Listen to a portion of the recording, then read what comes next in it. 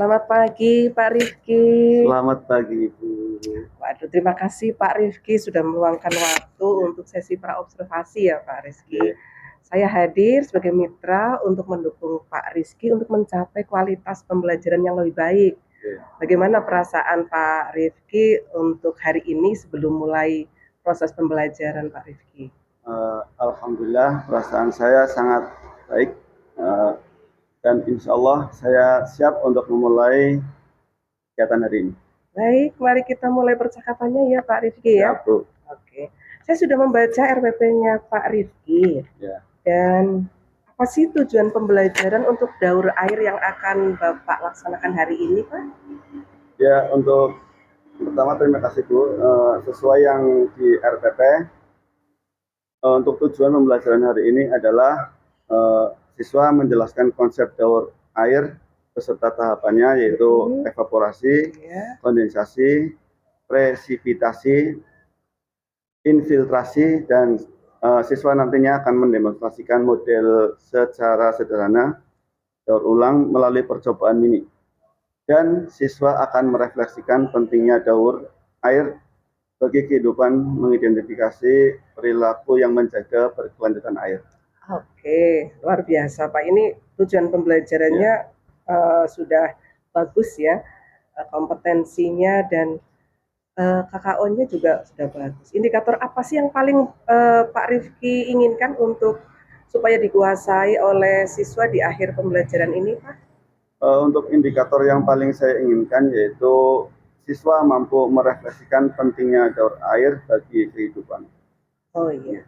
Menurut Pak Rifki, biasanya anak-anak itu merespon pembelajaran itu untuk materi ini yang diajarin itu bagaimana, Pak? Seperti biasanya murid akan melaksanakan tugas yang akan diberikan oleh gurunya. Ada tantangan, Pak?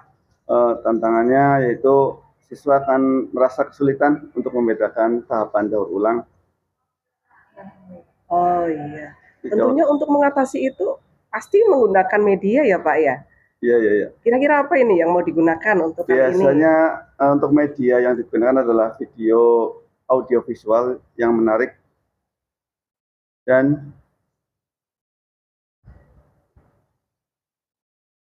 saya akan menggunakan model PPL agar siswa mampu menyelesaikan masalah dengan baik. Wah, ini sangat menarik ini. Kira-kira ada pilihan model yang lain tidak, Pak? Sepertinya saya akan mencoba model PPL dengan bantuan audio visual. Oh iya. Kira-kira yang mau dilakukan oleh anak-anak biar aktif itu aktivitasnya apa Pak Rifki? Untuk anak-anak biar aktif yaitu anak-anak kegiatannya yang sudah direncanakan adalah mengamati video di sini, terus tentang kekeringan, tentang banjir, terus perubahan cuaca dan krisis air. Adakah alternatif kalau dilihat kok anak-anaknya tidak aktif ini? Alternatifnya apa Pak Rifki ini kalau misalkan terlihat seperti itu? Apa ya, dalam pelaksanaannya nanti saya akan mengelola kelas dengan cara membagi siswa menjadi beberapa kelompok sehingga nanti tidak mungkin mereka tidak aktif. Oh iya. Ini dalam pencapaian ini kan ada level-level yang harus dicapai ya. Nah, bagaimana Pak Rifki itu memastikan tujuan itu tercapai di setiap level kemampuan siswa, Pak? Nanti saya akan memastikan tujuan supaya bisa tercapai, yaitu dengan menyiapkan instrumen penilaian proses untuk setiap level. Untuk level memahami, saya menggunakan LKS, identifikasi konsep. Untuk level mengaplikasi, saya menilai keterampilan saat percobaan, dan untuk level merefleksi, saya akan menggunakan lembar refleksi dan presentasi solusi. Dan saya juga akan memberikan umpan balik langsung agar siswa dapat memperbaiki pemahaman mereka. Oh iya. Pak Rifki sudah menentukan fokus yang akan saya observasi? Untuk proses pembelajaran kali ini saya sudah memfokuskan yaitu pada pengelolaan kelas. Oke, baik, terima kasih Pak Rifki. Nanti saya akan melakukan observasi langsung ke kelas Pak Rifki dan saya akan mengobservasi fokus yang sudah kita sepakati. Ya, Bu. Semoga nanti pembelajarannya berjalan Siap. lancar ya Pak Rifki ya. Ya, terima kasih. Amin, Bu. Terima Iya. kasih, Bu. Silakan Pak Rifki langsung menuju kelas, nanti saya Ya. akan langsung ke kelas. Terima Iya, kasih, Bu. selamat. Oke, Pak Rifki.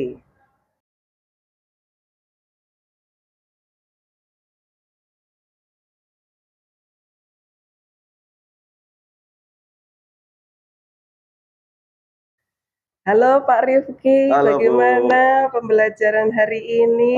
Alhamdulillah lancar dan tanpa ada sesuatu apapun. Oke, kita langsung saja pada Ya, Bu. pasca observasi ya. Ya. Karena tadi pembelajaran yang sudah Pak Rifki lakukan itu tentunya kan ada yang ingin disampaikan oleh Pak Rifki. Nah, ini saya ingin langsung mendengar nih dari Pak Rifki tentang refleksi dari pembelajaran yang sudah Pak Rifki lakukan tadi saat observasi. Monggo Pak Rifki. Ya. Menurut saya bagian yang paling baik adalah saat persepsi di awal. Ketika saya mengaitkan materi dengan pengalaman siswa saat hujan dan proses air menguap di lingkungan sekitar itu, siswa terlihat antusias dan aktif menjawab. Dan mereka dapat menghubungkan pengalaman sehari-hari dengan konsep awal daur air. Oh iya. Apa sih indikator yang membuat Pak Rifki itu merasa bahwa bagian itu adalah bagian yang sangat berhasil? Untuk indikator yang membuat saya merasa berhasil yaitu tingginya keterlibatan siswa, yang pertama. Yang kedua, banyak siswa aktif menjawab. Yang ketiga, banyak siswa yang aktif mengangkat tangan. Dan yang keempat adalah memberikan contoh pengalaman mereka terkait hujan dan penguapan. Dari respon spontan mereka, terlihat bahwa mereka memahami konsep awal yang saya sampaikan. Wah, luar biasa. Pak Rifki merasa ada kekurangan?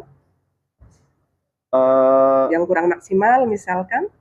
Bagian menurut saya yang paling kurang maksimal adalah yaitu saat menjelaskan tahapan daur air. Beberapa siswa terlihat bingung saat saya menjelaskan proses evaporasi, kondensasi, dan presipitasi secara berurutan. Dan saya juga belum memberikan media visual dan demonstrasi yang cukup sehingga konsepnya terasa abstrak bagi siswa. Itu. Kenapa tuh Pak? Yang tadi saya, yaitu menurut saya penyebab bagian itu kurang maksimal adalah karena saya belum menyiapkan media visual dan demonstrasi yang cukup konkret. Jadi anak-anak masih bingung. Materi daur air ini bersifat abstrak bagi siswa sehingga penjelasan verbal saja membuat mereka sulit membayangkan prosesnya. Selain itu, saya lebih bercerita dibanding memberi kesempatan siswa untuk bereksplorasi. Gitu, Bu. Kalau kondisinya seperti itu, kira-kira bagaimana nih Pak Rifki yang akan dilakukan? Saya akan lebih menyiapkan ya media pembelajaran yang bisa membuat siswa memahami secara maksimal tahapan lengkap daur air. Saya siapkan media visual agar anak nantinya dapat jelas melihat tahapan-tahapan lengkap daur air. Itu, Bu. Oh iya, media visual itu kan banyak ya Pak Rifki. Nah, menurut Pak Rifki, ini adakah yang sesuai dengan karakteristik di kelasnya Pak Rifki? Untuk kelas saya merasa video animasi pendek itu sangat efektif sehingga siswa-siswa biasanya lebih fokus saat menonton media bergerak dan animasi dapat memperlihatkan proses daur air secara runtut dan menarik sehingga lebih mudah dipahami siswa. Oh, iya.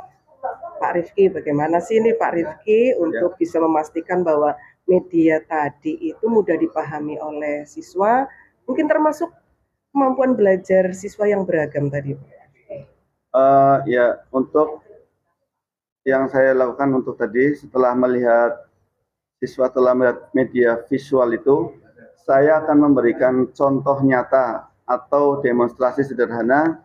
Ini membantu siswa yang kesulitan memahami gambar abstrak. Oh, demonstrasi ya. Iya, demonstrasi. Oke. Bagaimana demonstrasi itu akan bisa membantu siswa memahami keterkaitan antara tahapan dengan daur air, Pak Rifki?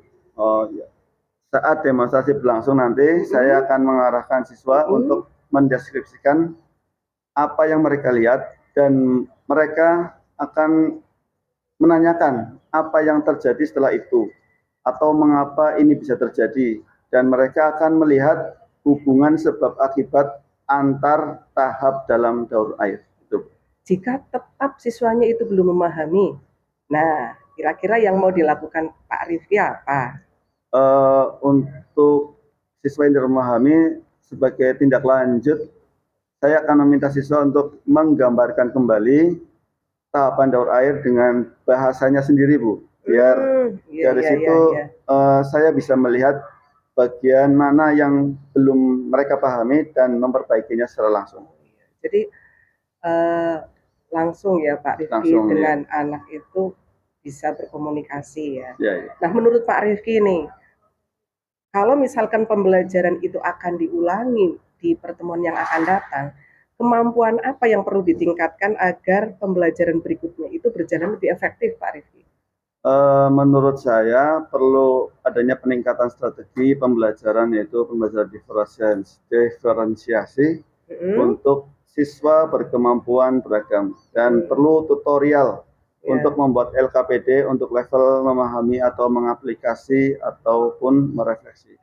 Berarti Pak Rifki sudah paham banget ya bahwa siswa di kelas Pak Rifki itu kemampuannya beragam. Ya. Nah, rencananya Pak Rifki itu apa untuk mengembangkan kemampuan tersebut, Pak?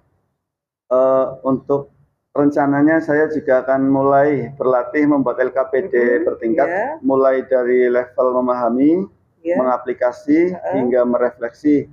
Dan saya berencana untuk membuat draft pertama, kemudian meminta masukan dari rekan sejawat atau dari Bapak Ibu Kepala Sekolah agar kualitasnya lebih baik. Kira-kira kapan nih Pak Rifki untuk menargetkan draft LKPD pertama itu sampai selesai sehingga bisa didiskusikan? Jangan lama-lama. Nanti kalau lama-lama jadi lupa apa yang harus. Lama semakin. Kapan nih Pak Rifki? Saya kan itulah Bu, membuat draft, yaitu draft pertama untuk LKPD selesai dalam waktu sekitar 1 minggu, dan dalam beberapa hari pertama saya akan menyusun level memahami dan mengaplikasi, kemudian melengkapi level refleksi, dan setelah itu saya akan meninjau ulang sebelum meminta masukan dari rekan sejawat atau Bapak Ibu Kepala Sekolah. Pak Rifki, tentunya dalam pembuatan LKPD kan butuh dukungan.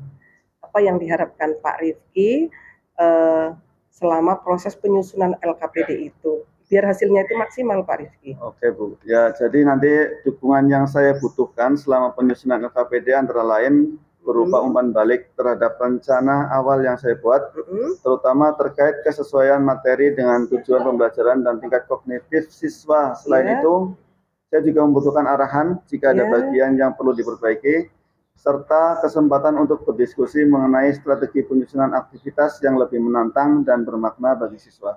Apabila memungkinkan, saya juga berharap dapat memanfaatkan fasilitas sekolah sebagai akses perangkat dan referensi tambahan untuk menyempurnakan LKPD tersebut. Saya tunggu loh Pak Rifki. Siap Bu, insya Allah. Iya, terima kasih Pak Rifki atas refleksinya dan komitmennya tentang pengembangan diri yang sudah Pak Rifki sampaikan. Saya mengapresiasi langkah-langkah perbaikan yang nantinya Pak Rifki rencanakan kembali. Dan nanti kita akan jadwalkan pendampingan berikutnya ya Pak Rifki, sesuai dengan kebutuhan Pak Rifki. Semoga nanti pembelajaran selanjutnya semakin efektif dan hasilnya semakin optimal. Terima kasih Pak Rifki. Terima kasih, Bu. Dan mudah-mudahan nanti sukses ya Pak ya. Amin, amin, amin. Luar biasa Pak Rifki.